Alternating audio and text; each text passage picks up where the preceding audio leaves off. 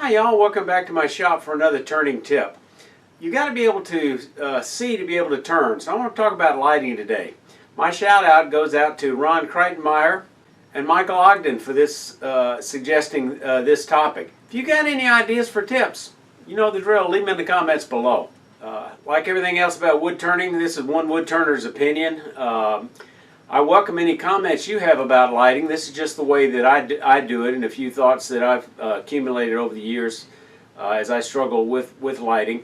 I have to say, after my cataract surgery, everything got about 20% lighter, so that helped. First of all, general lighting. Let's just touch on that. I use T8 fluorescent lights overhead. I have 4 of them in the general vicinity of my lathe. In addition, I have specialized task lighting. I have this Moffett light on a gooseneck. The good news is this gooseneck is very rigid. And I use a LED light in here, about 100 watt, a very cool light, and I think that's an important consideration. You want something in the 4,000 to 6,500 Kelvin. You want cool. You want a daylight or cool white. You don't want a warm light. A few years back, the rage was these little LED Akia lights. The good news is they're cheap. The bad news is you have to put your own magnetic base on it. It only had one light, so it wasn't real bright. So it's okay for a few things. I use it on my drill press now, but frankly, it's just not enough light for my lathe lighting. But this one works well. Now, keep in mind, these are considerations for turning. For videography, a harsh light like this tends to wash things out. So take what I'm saying about lighting with a grain of salt if you're dealing with videography or club lighting, because a harsh light does wash things out. The key is having lots of ambient lighting.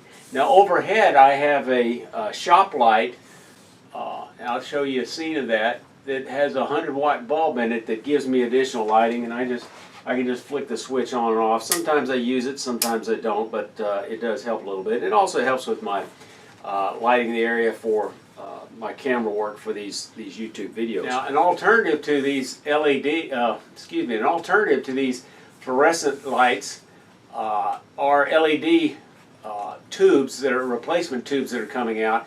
They're long-lasting and the price is dropping, so you might want to consider those if you're putting in some new fluorescent light. One of the things you need this kind of harsh lighting for is to rake over your wood turning so you can see any scratches after you finished it.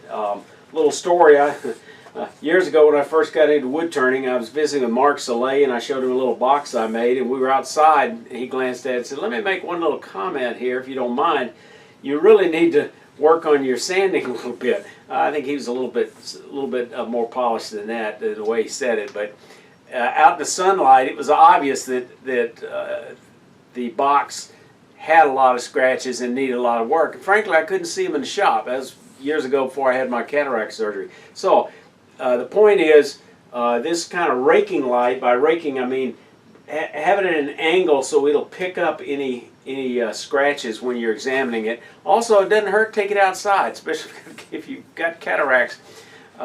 Take it outside in the sunlight and look at it, and you'll see scratches that you couldn't see in your shop. I don't have any shop lights listed in my Amazon shop because I don't have first-hand experience with any of them are listed there, but you might go into there. Any purchases you make on my Amazon shop helps to support my channel. I will mention Ken Rizza, woodturnerswonders.com, and I'll have a link to that in the description of this video. He sells a number of lights. I don't get any kickback or compensation or any free merchandise from Ken.